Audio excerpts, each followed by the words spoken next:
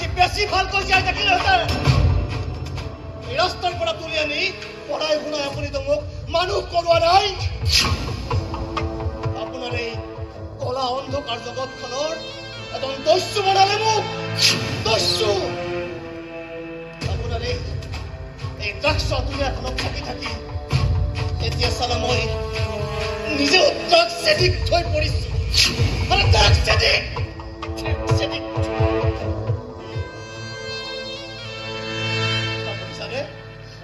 আজিকালি ড্ৰাগছ সেৱন নকৰিলে মই কাটিব নোৱাৰা হৈ যাওঁ মানে পাগল হৈ যাওঁ মই পাগল হৈ যাওঁ সব আপোনাৰ কাৰণে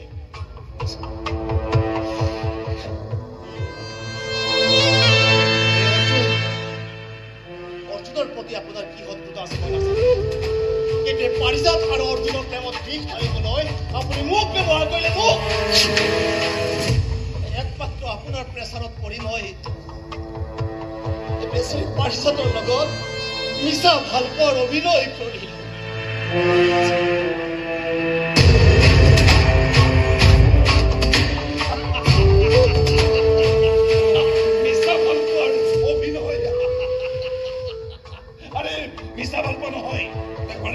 সঁচাকৈ ভাল পাওঁ তুমি আহিলি কিয় তুমি আহিলি উদ্দেশ্য হল সিহঁতৰ প্ৰেমৰ মাজত চুৰি চলোৱা অৰ্জুন পাগল হ'ব লাগিব পাগল ড্ৰাগছ খাই খাই সি মৃত্যুৰ মুখলৈ গতি কৰিব লাগিব মৰি খালি ৰূপ পাব লাগিব নকৰিবি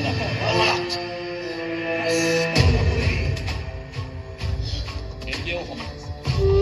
সময় আছে পাৰিজাতক নিজৰ ঘৰ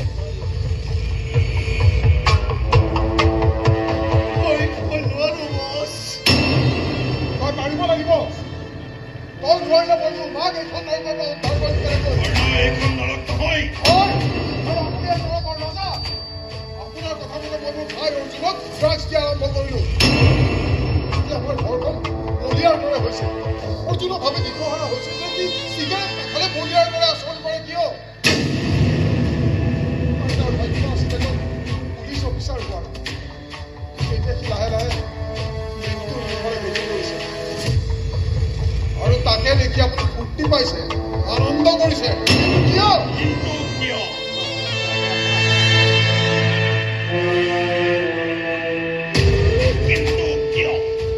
আৰু এইটোতো এটা ডাঙৰ ৰহস্য এই ৰহস্য ৰোধ কৰিবলৈ বেছি সময় নাই বুজিলি এটা গৰ্ভৰ তাই মোক অৰ্জুনক জন্ম দিয়া মাৰ সেই গৰ্ভটোৰ প্ৰতি আপোনাৰ কিবা শত্ৰুতা আছে নেকি